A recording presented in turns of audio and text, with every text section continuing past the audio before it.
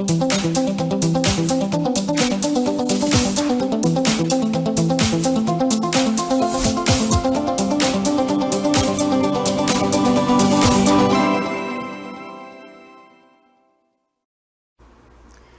queridos, tudo bem com vocês? Vamos iniciar mais uma aula de Química. Eu sou a professora Yara Graça, a professora de Química que vai acompanhar vocês na aula de hoje. Bora dar uma olhadinha no que nós temos para hoje. Revisão e avaliação na nossa aula 5, tá? Então, hoje a gente vai aí reforçar um pouquinho mais os conceitos vistos nas aulas anteriores e depois a avaliação. Vamos lá.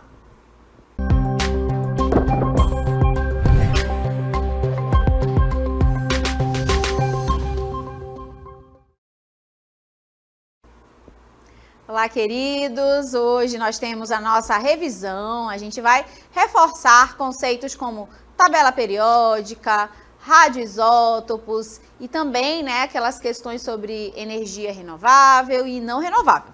Bora começar falando aí da tabela periódica, olha só, né? E aí a gente precisa lembrar que a tabela periódica é um instrumento muito importante aqui dos químicos, né? A gente que estuda química precisa saber utilizar esse recurso da melhor maneira possível.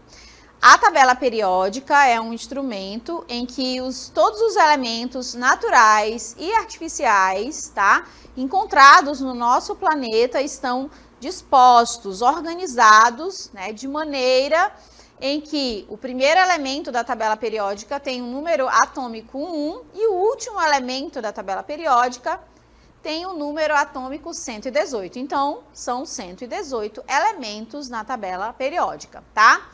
Esses elementos, eles são organizados em famílias. E aqui eu trago para vocês, né, a nossa primeira classificação de famílias da tabela periódica, tá? Essa regrinha aqui que você está vendo, ela é importante, então é bom fixar nesse momento de revisão. Então, nós temos aí na família 1A, ou apenas os metais alcalinos. Na família 2 ou 2A, os metais alcalino terrosos.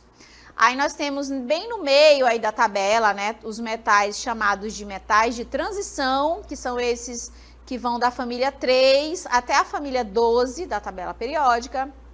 Temos ainda os elementos, né, na família do boro, que é a família 13 ou 3A. Família do boro por quê, né? Porque o primeiro elemento dessa família é o boro, tá?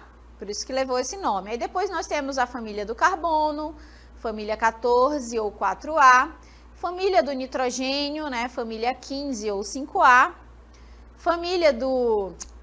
seria a família do oxigênio, mas, né, o nome é calcogênios, né, que é a família 16 ou 6A, halogênios 17 ou 7A e os gases nobres, né, que está aí representado de rosinha, família 18 ou 0. Além disso, nós temos também esses dois aqui abaixo, né, eles são importantes também nessa classificação, que são os lantanídeos e os actinídeos, tá? Não esqueçam que existe ainda essas duas linhas abaixo na tabela periódica.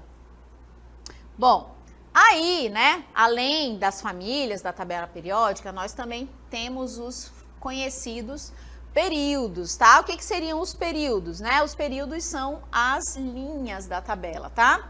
E aí, ao todo, nós temos 7 linhas na tabela periódica, então são 7 períodos, ok? Considerando que o hidrogênio é esse aqui que está no primeiro período da tabela, que tem número atômico 1.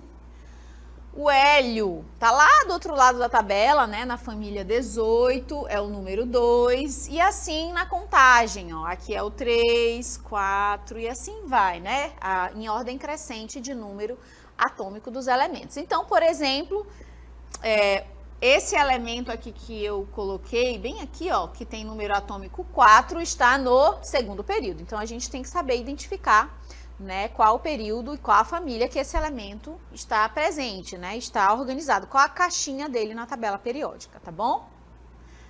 Bom, aqui, né, para a gente saber fazer essa localização, né, localizar um elemento na tabela periódica, e a perguntinha que eu coloquei aqui na nossa revisão é: Que elemento é esse, né? Que está na família 2 e no terceiro período, tá? E aí, vamos lá, né?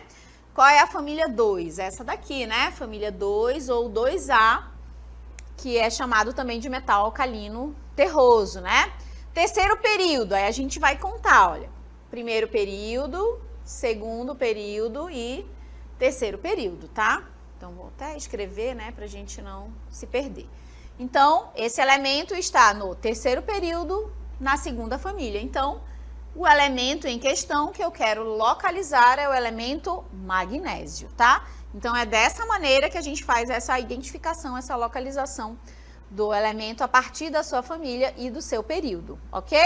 Família, só para reforçar, são as colunas, períodos são as linhas, tá bom? E aí a gente pode, a partir dessa identificação, perceber qual é o elemento que está presente aí nessa posição da tabela periódica, ok?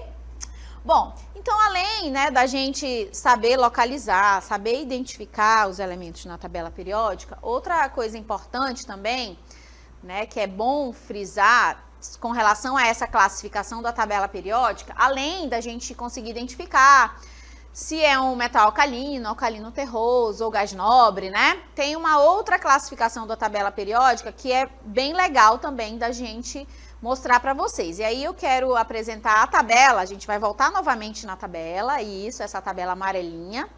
E aí nela a gente consegue perceber as cores e elas ajudam a gente também a fazer essa classificação, tá? Então, todo esse pessoal que tá de amarelo, que você tá vendo aqui, todo mundo de amarelo, eles são os metais, tá? Eu vou até riscar bem grande assim, que é pra gente saber que todos esses de amarelo são os metais na tabela periódica. E aí eles têm características condizentes com o metal, né? Como, por exemplo, a maioria deles é sólido na temperatura ambiente, eles são bons condutores de calor, de eletricidade, eles costumam ser brilhantes, tá? Né? Tem aquela cor que tem um brilho característico. Então, essas são as características principais dos metais. Porém, o hidrogênio, que está aqui na pontinha de verde, ele não é um metal, tá? Tanto que ele está até de outra cor, bem diferente. Então, o hidrogênio não é metal, mas todos os outros amarelinhos são metais. Observem a legenda aqui abaixo, né? Aí, além disso, vou até mudar de cor aqui, a gente tem ainda essas outras cores aqui no cantinho. Então, nós temos essa cor rosinha, mais clarinho, tá? Desses elementos rosinha aqui, mais clarinho, que eles são chamados de semimetais ou metalóides. E aí eles têm características, né, próprias para esses elementos. Nós temos ainda essa outra cor, um rosinha mais escuro, que são os não metais.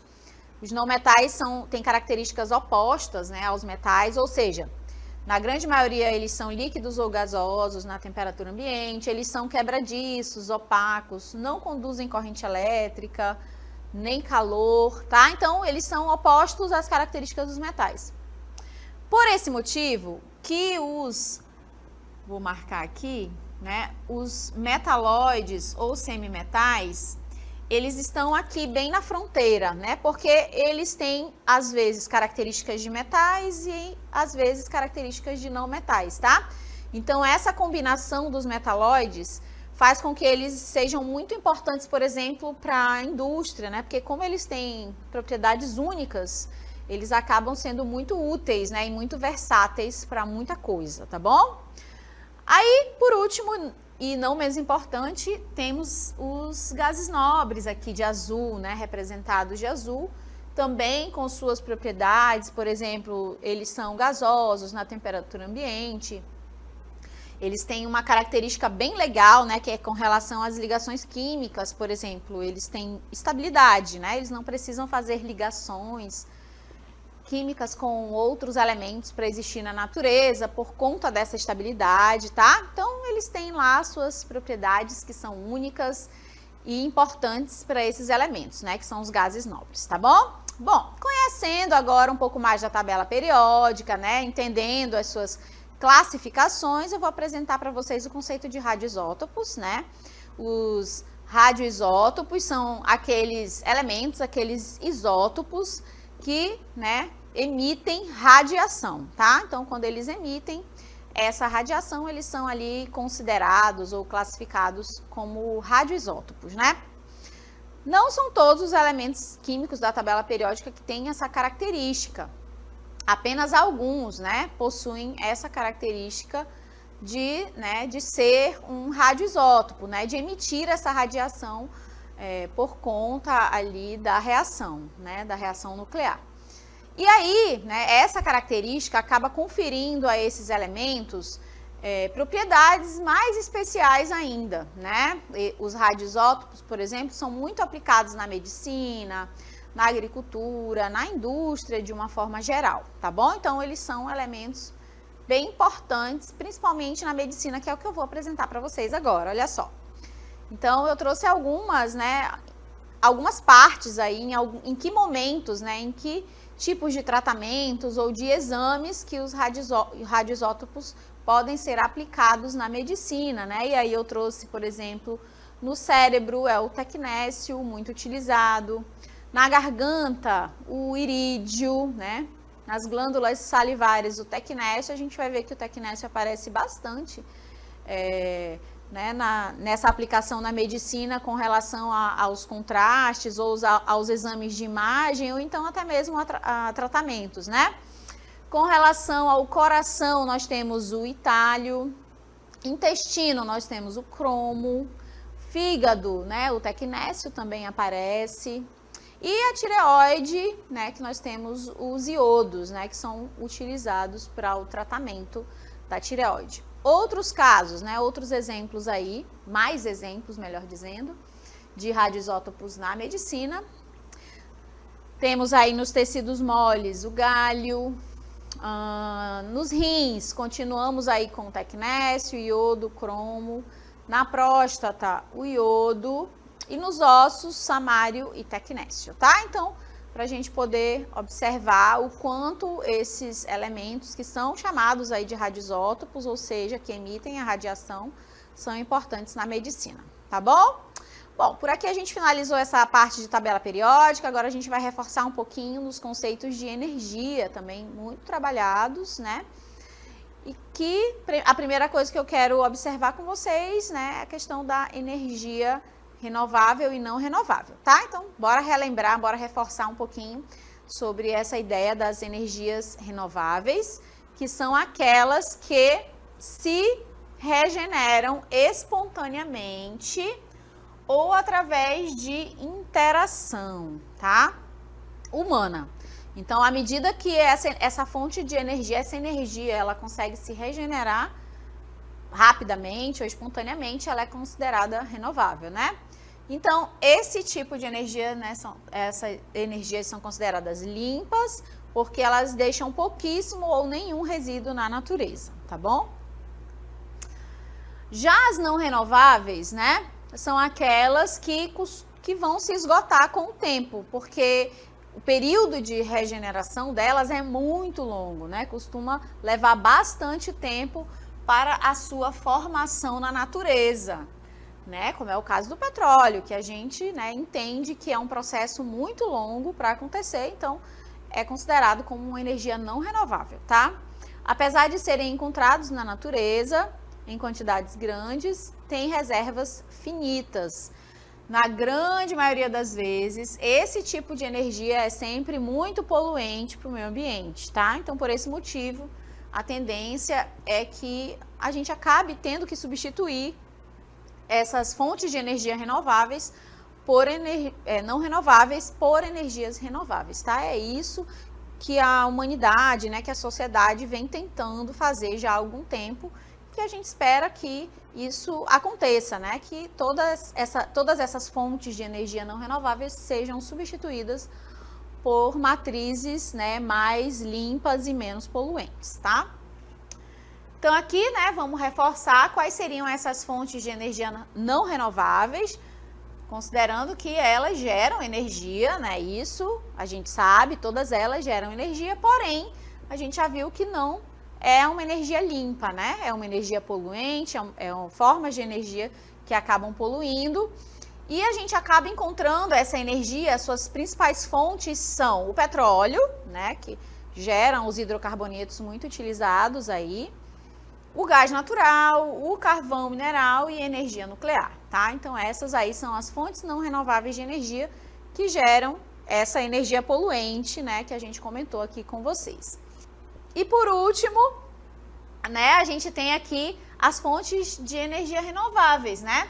Todas elas geram energia, tá? Então elas têm essa capacidade de gerar energia, porém já é uma energia considerada limpa, né? É energia renovável, ou seja, não se esgota, né? Elas se regeneram com facilidade e isso com certeza é muito positivo, né, para a nossa sociedade, já que a gente está falando de algo que não é poluente para o meio ambiente. Então nós temos aqui como exemplos de fontes de energia renováveis a biomassa, a eletricidade, né? E aí a gente pode reforçar e recomendar, por exemplo, as hidrelétricas, né? Que é aquela energia produzida a partir, né, do represamento da água, né? E hoje no país é a nossa principal matriz energética ainda, né? São as hidrelétricas, né? A produção de eletricidade a partir da água, tá? Ela é sim considerada uma fonte de energia renovável, porém, né, a gente sabe da questão dos impactos ambientais que uma hidrelétrica pode causar a uma determinada região, né?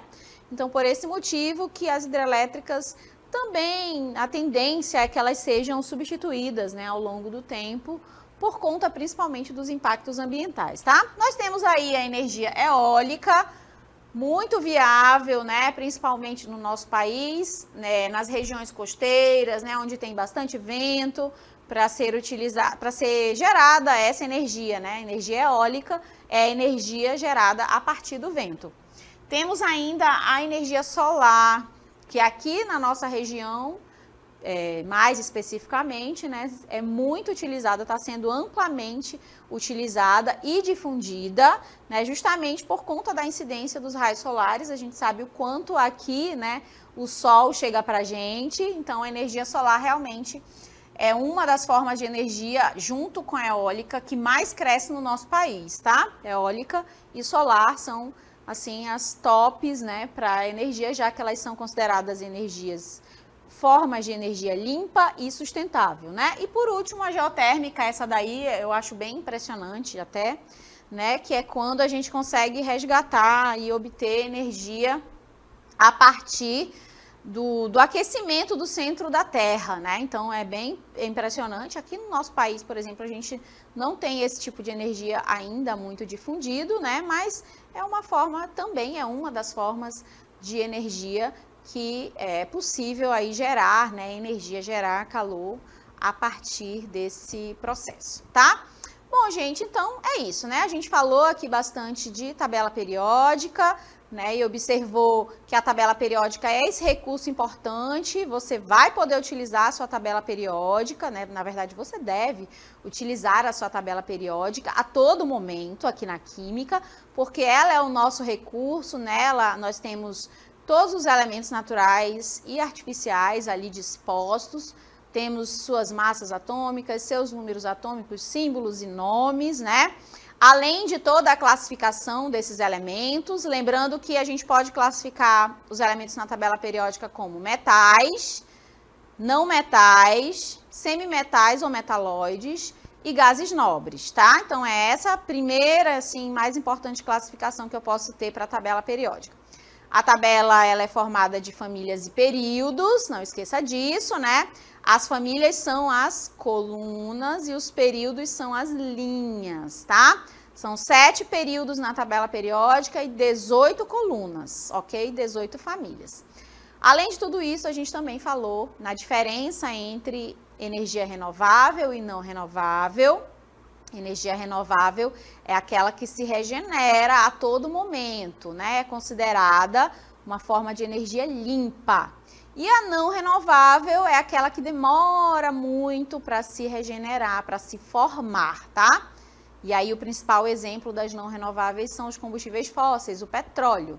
E aí, né, eles tendem a ser muito poluentes para o meio ambiente, tá bom, gente? Por aqui a gente finaliza esse primeiro momento da aula de revisão. Espero que vocês tenham gostado. Até a próxima oportunidade. Tchau, tchau.